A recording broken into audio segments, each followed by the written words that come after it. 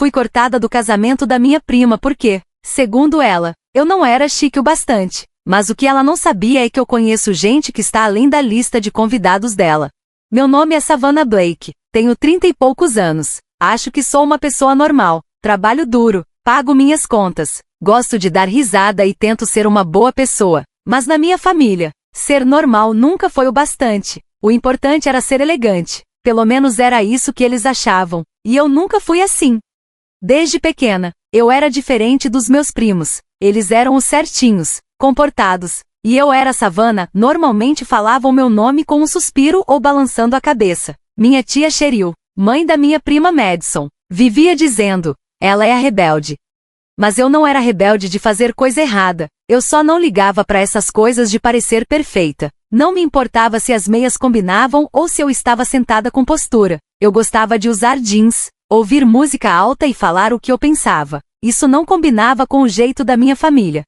Tia Cheryl sempre foi obcecada por aparência. Tudo tinha que parecer perfeito, mesmo que fosse só de fachada. Ela me comparava com a Madison o tempo todo. Madison era loira, bonita, sabia se comportar desde nova, sabia qual talher usar, fazia papo educado, era um modelo de classe para eles. E eu, não era. Essas comparações aconteciam sempre. Toda reunião de família tinha aquele comentário. Olha o cabelo lindo da Madison. Savannah, Madison entrou no clube tal na faculdade. Madison tem um gosto refinado. Era um saco. Quando a Madison ficou noiva do Brad, eu já sabia que o casamento ia ser uma superprodução. Não ia ser só sobre amor. Ia ser sobre mostrar o quanto eles eram perfeitos. Madison planejou tudo como se fosse um evento de revista. Cada detalhe tinha que ser perfeito para postar no Instagram. Tudo do jeito que ela chamava de visão do Pinterest.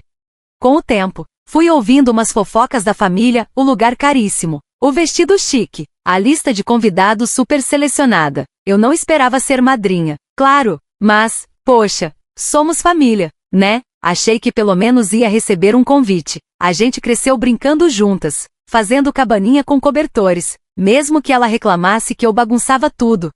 Aí os convites começaram a chegar, meus pais receberam, meus primos também. Os dias passaram e, nada pra mim. No começo, achei que o convite só tinha se perdido. Pode acontecer, mas aí falei com a Sarah, uma amiga minha e da Madison. A Sarah é legal, bem pé no chão. Perguntei se ela tinha ouvido falar do meu convite. Ela ficou meio sem graça. Ah, Savannah, disse devagar. Você não recebeu nenhum? Meu coração apertou. Não, por quê?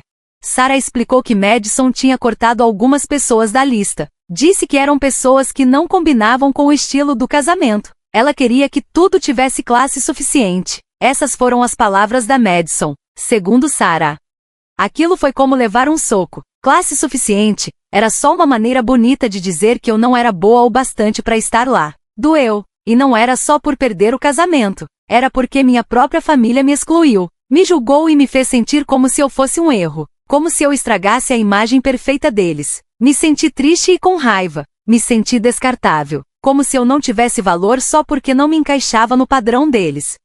Tentei deixar pra lá. Pensei, o casamento é deles. As regras são deles. Se querem um evento bonito pra foto, em vez de uma festa cheia de gente que ama eles, é escolha deles. Uma escolha triste, mas deles.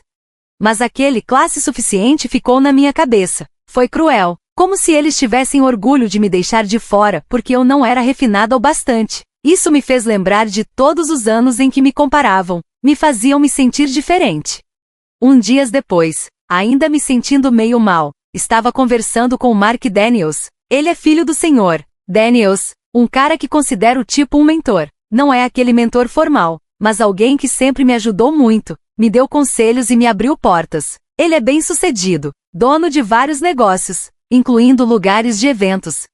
Não ia contar sobre o drama do casamento para eles. Parecia besteira, mas comentei que estava tendo uma semana estranha por causa de problemas de família. Mark perguntou o que estava rolando e eu contei uma versão resumida. Minha prima Madison vai casar e não me chamou porque acha que não tenho classe o suficiente pro casamento dela. Mark caiu na risada. Sério? Que absurdo! Onde vai ser esse casamento? Falei o nome do lugar. Lembrei da Madison se gabando de como era exclusivo e lindo. Os olhos do Mark arregalaram. Pera, aquele lugar? A mansão Lakeside? Sim, respondi. Por quê? Esse lugar é do meu pai, ele disse. Ele é o dono. Fiquei de boca aberta. Entre todos os lugares possíveis, eles escolheram justamente um que pertence à família Daniels. Mark viu minha cara de surpresa e riu. Mundo pequeno, né? Ele sabe que você é prima dela? Duvido, falei. Por que saberia? Mark só deu de ombros. Curiosidade, só isso. Mais tarde naquele dia, o senhor Daniels me ligou. Às vezes ele liga só para bater um papo. Conversamos sobre trabalho e então ele disse. O Mark comentou com o pai dele que eu estava com um problema de família. Algo sobre um casamento que ia acontecer em um dos espaços de eventos que o senhor Daniels é dono. Fiquei meio na dúvida se contava ou não a história toda para ele. Era meio bobo, meio constrangedor. Mas o senhor Daniels tem um jeito tranquilo, que faz a gente se sentir à vontade, como se pudesse contar qualquer coisa. Então contei. Falei da Madison, do comentário dela sobre classe e de como eu fui deixada de fora do casamento. Não reclamei, nem pedi nada, só expliquei que estava me sentindo mal com tudo isso. Ele ouviu em silêncio. Quando terminei, ficou quieto por alguns segundos. Ele disse, Mansão Lakeside, Madison Blake, né? Vai se casar com um tal de Brad? Isso mesmo, confirmei. Interessante, respondeu. Vou dar uma olhada em uma coisa e te ligo depois. Não fazia ideia do que ele ia ver. Achei que era só curiosidade mesmo. Talvez ele conhecesse a tia Cheryl ou algo assim. Acabei esquecendo do assunto. Dias depois, ele me ligou de novo. Mas dessa vez, o tom dele estava diferente. Sério. Savannah, ele falou. Eu olhei o contrato do casamento da Madison Blake, na mansão Lakeside. Tá, respondi, sem entender direito. Quando eles reservaram o espaço, continuou e pediram uma tarifa especial, um desconto bem grande. Disseram que eram família ou amigos próximos de uma sócia minha, você, Savannah Blake. Fiquei sem reação. O quê? É isso mesmo, ele disse. Colocaram seu nome como referência. Disseram que você era parente próxima, que já trabalhou comigo, e foi assim que souberam do lugar, por isso conseguiram o desconto. Eu fiquei chocada. Eu nunca falei nada disso pra eles. Nem sabia que tinham escolhido aquele espaço até o Mark me contar. E eles nem me convidaram pro casamento. Exato, disse o senhor Daniels. Eles usaram seu nome, sua ligação comigo, e mentiram pra conseguir uma vantagem que não tinham direito. Ele não estava bravo comigo, mas dava pra ver que estava bem desapontado. Não é pelo dinheiro, Savannah, ele falou, bem sério. É uma questão de caráter. Eles mentiram num contrato. Usaram minha confiança e o seu nome para enganar. Ficou em silêncio por uns segundos. Depois completou. Eu faço meus negócios com base em confiança e honestidade. E não posso deixar isso passar. Se eles foram capazes de mentir sobre isso, quem garante que não fariam pior? Ele já tinha decidido. Vou cancelar o contrato agora mesmo, por fraude. Fiquei em choque. Você vai cancelar o casamento? Não o casamento em si, ele respondeu, mas o contrato com o espaço. Sim, eles mentiram, quebraram o acordo. O evento não pode acontecer desse jeito. Vou avisar minha equipe. Eles vão ter que desocupar o lugar. Ele não estava fazendo isso por minha causa, nem por vingança. Estava fazendo porque usaram meu nome para mentir e trapacear nos negócios dele. Ele estava defendendo seus princípios. Mas o resultado seria o mesmo. O casamento da Madison, aquele onde eu não era boa o bastante para estar, a grande vitrine da imagem perfeita da família, seria cancelado. Eu não me senti feliz, nem vingada. Foi uma sensação estranha, pesada. Eles me machucaram, me deixaram de fora. Disseram que eu não tinha classe. E agora, por causa da falsidade deles, o grande dia ia ser arruinado, e meu nome ia estar no meio disso tudo. O senhor Daniels cuidou de tudo de forma bem profissional. A equipe jurídica dele mandou um aviso formal para Madison, pro Brad e provavelmente para tia Cheryl, avisando que o contrato do casamento estava cancelado por causa de fraude. Eles deram um prazo para tirarem qualquer decoração ou coisa que já tivessem colocado no espaço. Chegou o dia do casamento. Claro, eu não fui convidada. Passei a manhã tentando me distrair, mas estava com o coração apertado. Era uma mistura de ansiedade com curiosidade. Queria saber o que estava acontecendo lá. Como eles iam reagir? Lá pelo meio-dia, meu celular começou a vibrar. Mensagens e ligações começaram a chegar. Não da Madison nem da mãe dela, mas de primos distantes e até de gente que mal conheço e que estava no local. As mensagens eram todas confusas, cheias de interrogações e exclamações. Meu Deus, Savannah, você tá vendo isso? O que tá rolando no lugar? Estão expulsando todo mundo. Seu nome apareceu. Aí minha mãe me ligou. Ela estava lá como convidada, mesmo chateada por eu não ter sido chamada. Ela parecia nervosa, falava baixa e apressada. Savannah, tá uma bagunça aqui, um caos total. Mãe, o que tá acontecendo? A equipe do local chegou bem na hora que os convidados estavam começando a chegar. Disseram que o evento foi cancelado por fraude. O senhor Daniels está aqui. Ele disse que mentiram no contrato e usaram o seu nome. Fiquei ouvindo enquanto ela contava o que estava vendo. Foi exatamente como o senhor Daniels tinha dito que ia ser. Todo mundo reunido pro casamento, sem entender nada, chocado.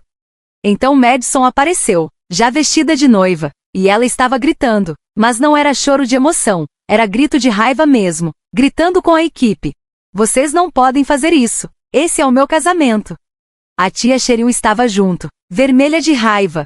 Isso é um absurdo, a gente pagou por isso, vocês não podem simplesmente expulsar a gente.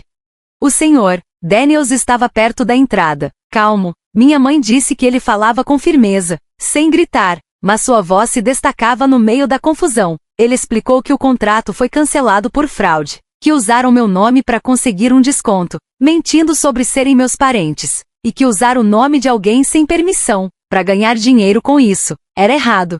Ele só falou os fatos, sem drama, e deixou claro, a festa tinha que ir embora.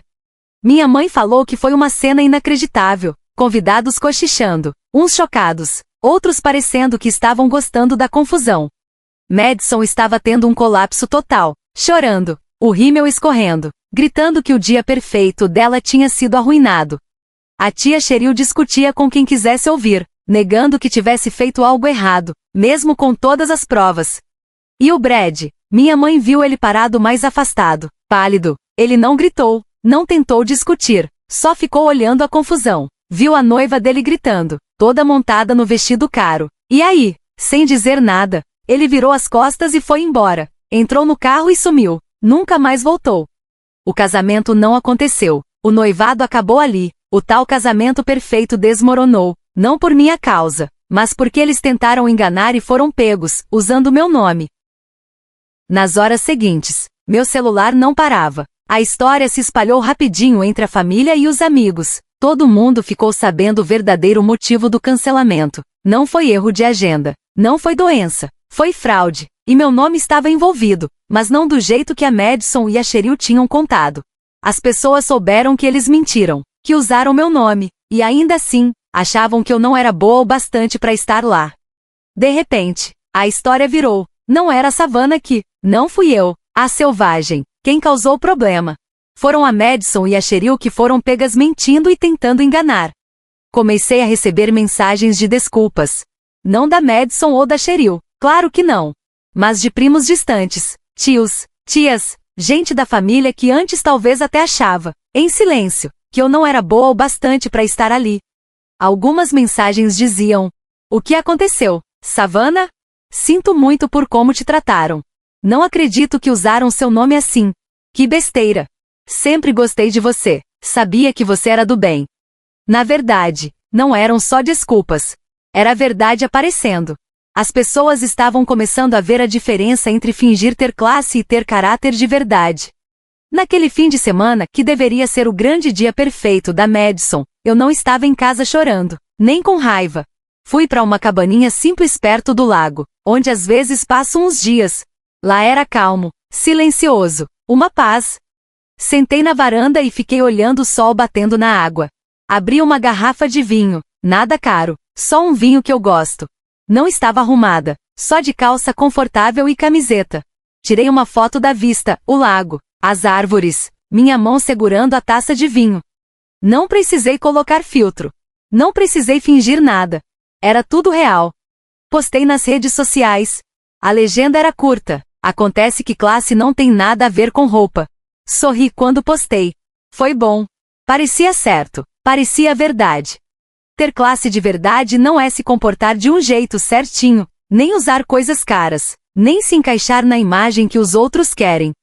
Essa ideia limitada de perfeição que a Elsa tanto valorizava, não era sobre isso. Era sobre ser honesto, ser gentil, ser você mesmo. E elas, Madison, Cheryl, falharam nisso. Pensando agora, eu não comemoro o fim do casamento. Foi um escândalo feio, confuso. Mas fico feliz por ter sido fiel a mim mesma. Eu não tentei mudar para caber no mundo delas. Não implorei por convite. Só vivi minha vida. E quando a mentira delas veio à tona, usando meu nome ainda por cima, as consequências vieram. Por culpa delas. Karma, talvez. Ou só o resultado natural de viver de aparência e mentira. Histórias de verdade e pessoas reais sempre vencem no fim. Se você já foi deixado de lado por não ser perfeito o bastante para os outros, fica aqui comigo. Porque gente real, com histórias reais, sempre vence no final.